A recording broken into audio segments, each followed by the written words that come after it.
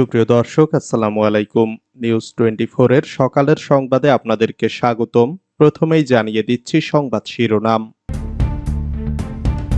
কিশোরগঞ্জ শহরে শ্রী শ্রী জিউর আখড়ায় দুর্গা প্রতিমা ভাঙচুর।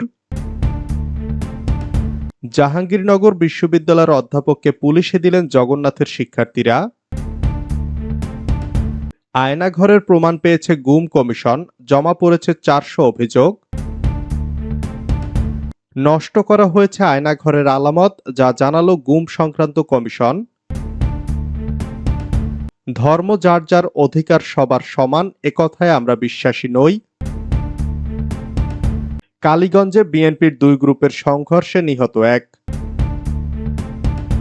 শুনছিলেন সংবাদ শিরোনাম।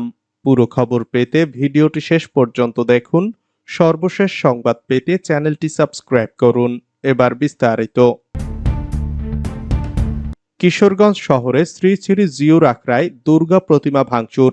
কিশোরগঞ্জ জেলা শহরের শ্রী শ্রী জিউর আখড়ায় দুর্গাপূজার 7টি প্রতিমা ভাঙচুরের ঘটনা ঘটেছে। বৃহস্পতিবার ভোরে এ ঘটনা ঘটে শহরের 32 এলাকায়। মণিপুরঘাট রোড হিন্দুপাড়ার গোপীনাথ সংঘ এই পূজার আয়োজক। সংঘের সদস্যরা জানান, এই আখড়ায় এবারই প্রথমবার তারা দুর্গাপূজার উদ্যোগ নিয়েছেন। রাত 4টা পর্যন্ত পাহারায় ছিলেন কয়েকজন। এরপর ভোরের কোনো এক সময় দুর্বৃত্তরা দুর্গা প্রতিমা সহ মোট 7টি প্রতিমা ভাঙচুর করে চলে যায়। স্থানীয় বাসিন্দা ও আখড়ার লোকজন জানান, মহালয়া পেরিয়ে পূজার বাকি মাত্র 7 দিন। প্রতিমা তৈরির কাজও ছিল প্রায় শেষ পর্যায়ে, এখন শুধু রং করা বাকি ছিল। ভোরে পাহারা না থাকার সুযোগে দুর্বৃত্তরা প্রতিমা ভাঙচুর করে চলে গেছে। রাতভর প্রতিমা পাহারায় থাকা গোপীনাথ সংঘের সদস্য অপুকান্তি রায় প্রথম আলোকে বলেন, রাত 4টা পর্যন্ত তারা 5 জন মন্দির পাহারায় ছিলেন।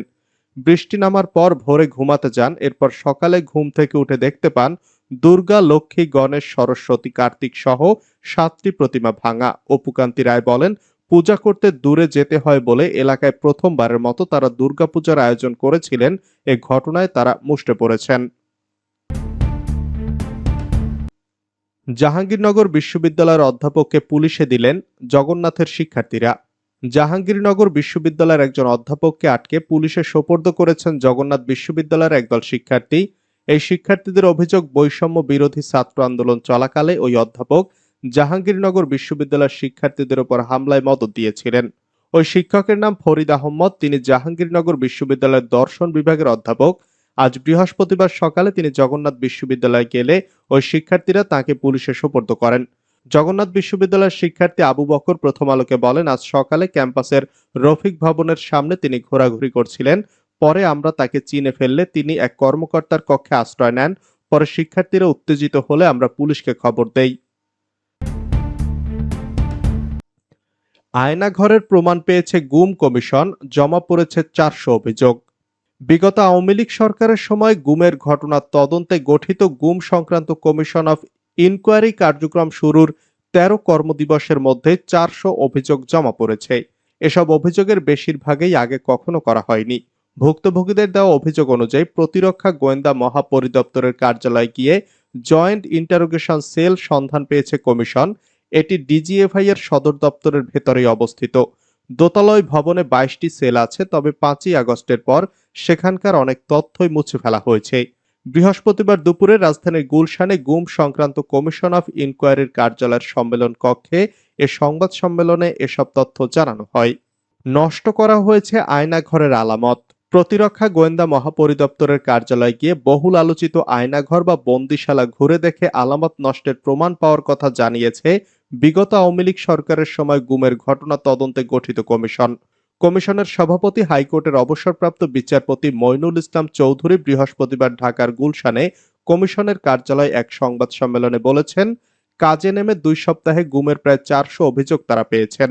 ডিজিএফআই কার্যালয়ের বন্দিশালা দেখার অভিজ্ঞতা জানিয়ে তিনি বলেন, ডিজিএফআই এর যেটা আয়নাঘর বা জয়েন্ট ইন্টারোগেশন সেল, ওইটা ডিজিএফআই এর কম্পাউন্ডে আছে। এটা দোতলা বিল্ডিং। নিচতলায় প্রায় 20 থেকে 22টা সেল আছে। উপরের তলায় কিছু রুম আছে। সোশ্যাল মিডিয়ায় এটা বলা হচ্ছে আয়নাঘর, কিন্তু এটা বেসিক্যালি জয়েন্ট ইন্টারোগেশন সেল। কমিশনের সভাপতি বলেন, সবচেয়ে বেশি গুমের অভিযোগ এসেছে র্যাব, ডিজিএফআই, ডিবি ও সিটিটিসির বিরুদ্ধে। 25 সেপ্টেম্বর আমরা ডিজিএফআই এর আয়নাঘর পরিদর্শন করেছি। 1 অক্টোবর আমরা ডিবি ও সিটিটিসি পরিদর্শন করেছি, তবে সেখানে কোনো বন্দী আমরা পাইনি। সম্ভবত 5ই আগস্টের পর সেখান থেকে সবাইকে ছেড়ে দেওয়া হয়েছে। র্যাবেরটায় আমরা এখনো পরিদর্শন করি নাই, সামনে করব। তবে আয়নাঘরের বিভিন্ন আলামত নষ্ট করা হয়েছে জানিয়ে সংবাদ সম্মেলনে গুম কমিশনের সদস্য সাজ্জাদ হোসেন বলেন, সবচেয়ে বড় কথা হচ্ছে অনেকগুলো গুরুত্বপূর্ণ এভিডেন্স তারা নষ্ট করে দিয়েছে ওয়ালে পেইন্ট করে। ভিকটিমরা বলেছিল ওয়ালে তাদের অনেক কথা, নাম এগুলো লেখা ছিল, অনেকের ফোন নম্বর, অনেকের ঠিকানা লেখা ছিল। ওই জিনিসগুলো পেইন্ট করার কারণেই সেটা আর আমরা ওইখানে পাইনি। গত 5ই আগস্ট যখন রেজিম চেঞ্জ হলো তার পরপরই এ ধরনের ঘটনা ঘটেছে বলে আমাদের ধারণা। কমিশনে কেমন অভিযোগ জমা পড়েছে এই প্রশ্নের জবাবে বিচারপতি মইনুল ইসলাম চৌধুরী বলেন, 15 সেপ্টেম্বর থেকে ভার্চুয়ালি কাজ শুরুর পর 13 দিনে তারা 400 অভিযোগ পেয়েছেন।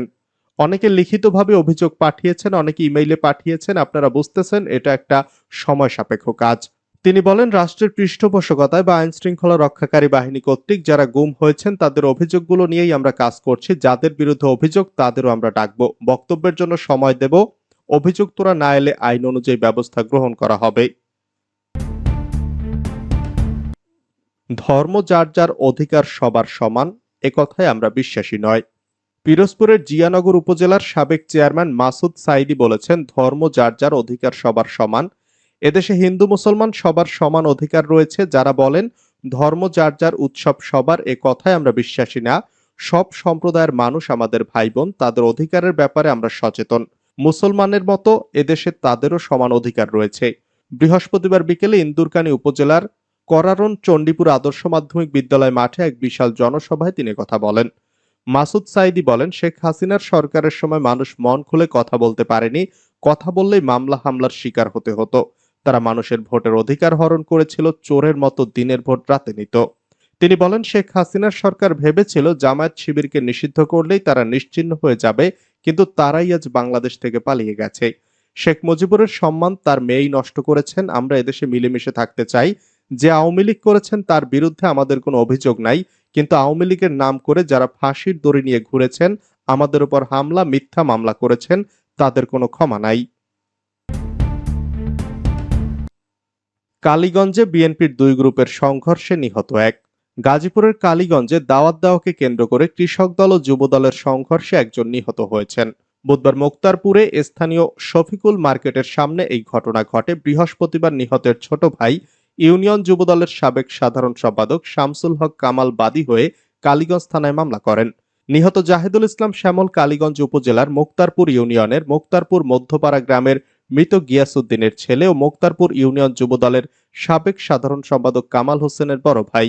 স্থানীয় সূত্র জানায়, একটি অনুষ্ঠানে দাওয়াত দেওয়াকে কেন্দ্র করে স্থানীয় কৃষক দল ও যুব দলের নেতাকর্মীদের মধ্যে কথা কাটাকাটির পর হাতাহাতির ঘটনা ঘটে। এ সময় শ্যামল আহত হন। তাকে উদ্ধার করে গাজীপুর শহীদ তাজউদ্দিন আহমদ মেডিকেল কলেজ হাসপাতালে নিয়ে গেলে মৃত ঘোষণা করেন চিকিৎসক। কালীগঞ্জ থানার পরিদর্শক মোহাম্মদ রবিউল্লাহ খান বলেন, মারামারির ঘটনায় একজন নিহত হয়েছেন।